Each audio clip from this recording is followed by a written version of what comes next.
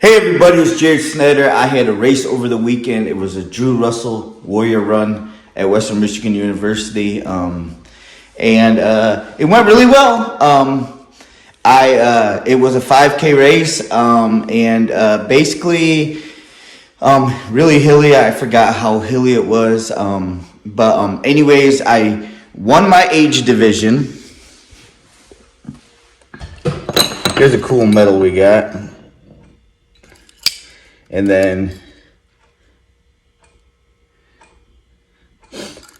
my number was, where is it? 152.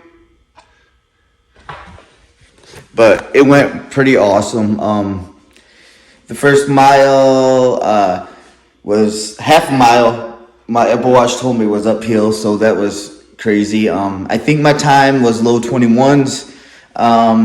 And I think I was, because results are still not in, I think I was 152 is my number. I think that I was either 4th, 5th, or 6th place in the race overall. So it was really good.